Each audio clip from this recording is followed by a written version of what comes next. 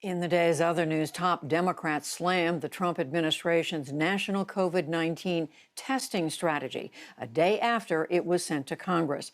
In a statement, House Speaker Nancy Pelosi and Senate Minority Leader Chuck Schumer and others said the president's strategy is to, quote, deny the truth that there aren't enough tests and supplies, reject responsibility, and dump the burden onto the states.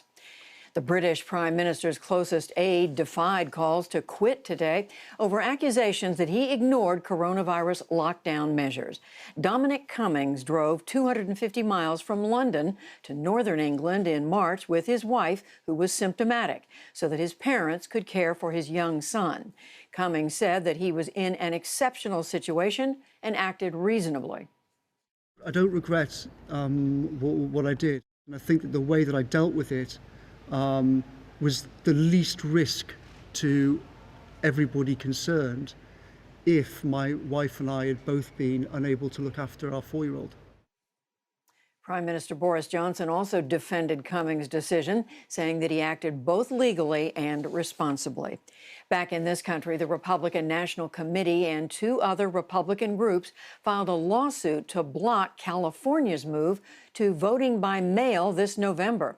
Democratic Governor Gavin Newsom issued the order over concerns about the spread of COVID-19. But Republicans argued in Sunday's filing that mail-in ballots would invite fraud.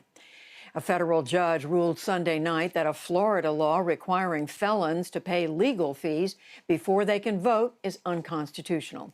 That clears the way for hundreds of thousands of people to potentially regain the right to vote. Floridians voted to restore voter rights for felons in 2018, but Governor Ron DeSantis signed a bill limiting it to only those who had paid their court-related debts. Officials in China today defended proposed national security legislation that would crack down on opposition activity in Hong Kong.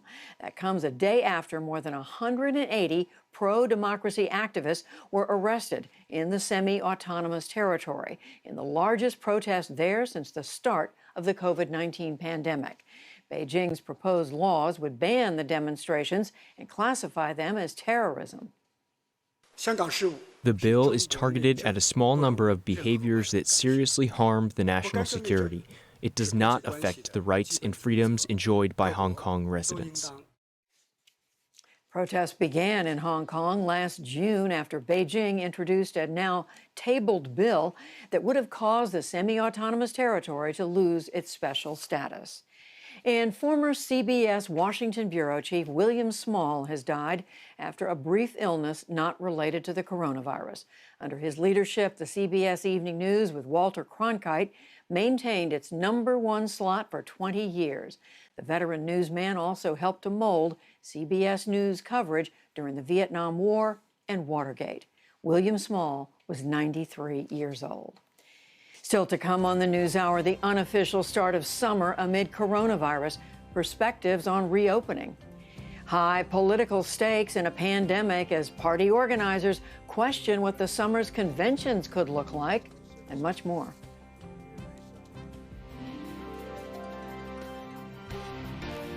This is the PBS NewsHour from WETA Studios in Washington and in the West from the Walter Cronkite School of Journalism at Arizona State University.